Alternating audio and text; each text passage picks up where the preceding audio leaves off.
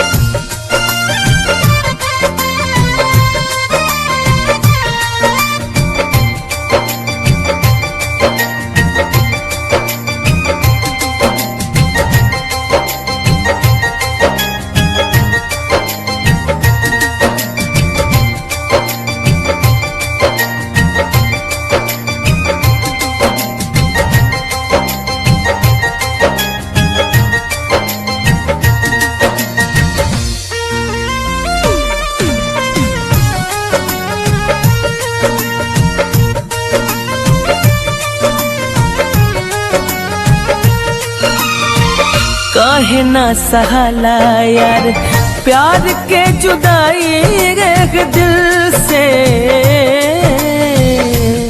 जरा पाने की चाहत में बहुत कुछ छूट जाता है, जरा पाने की चाहत में बहुत कुछ छूट जाता है। नदी का साथ देता हूँ समंदर रूठ जाता है, जरा पाने की चाहत में बहुत कुछ छूट जाता है। नदी का साथ देता हूँ समंदर रूठ जाता है। अरे मोहब्बत पढ़ने और लिखने में आसान दिखती है साहब, मोहब्बत को निभाने में पसीना छूट जाता है। काहे ना सहाला यार प्यार के जुदाई एक दिल से, कोटे नाही दिनवा रतिया बीतला जिंदगिया मुश्किल से। मिले खातिर दिल हो गोरिया हो गए, मिले खातिर दिल, मिले खातिर दिल बेकरार काहे होला। प्यार को बन चीज हट प्यार काहे होला, प्यार को बन चीज हट प्यार काहे होला।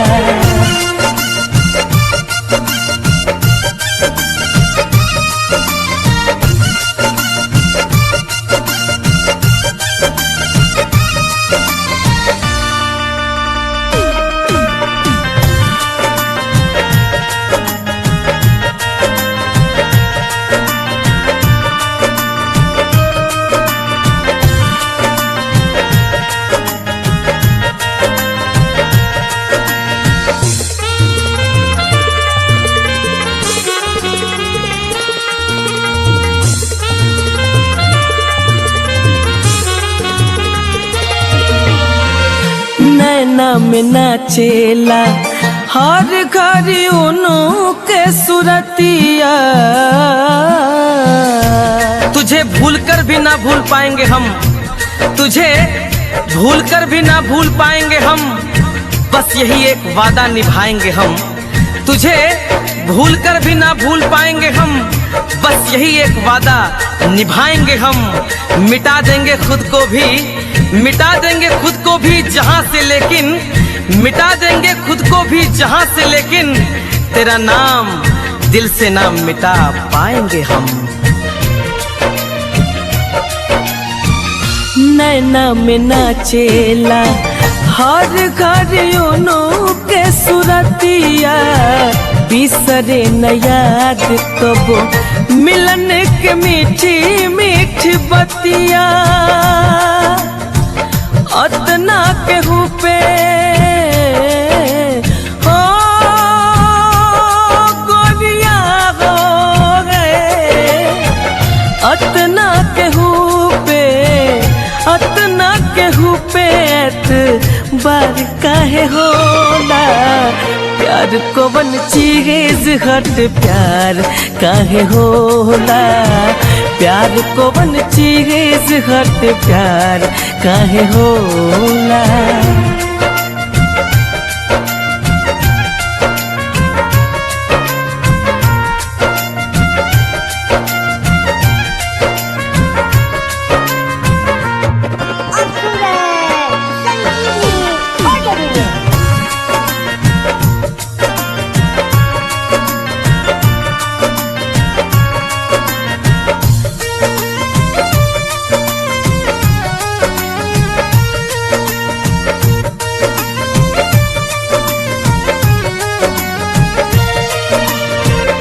कैसे भरोसा केहू तूर दे लकीरी आँखिया के।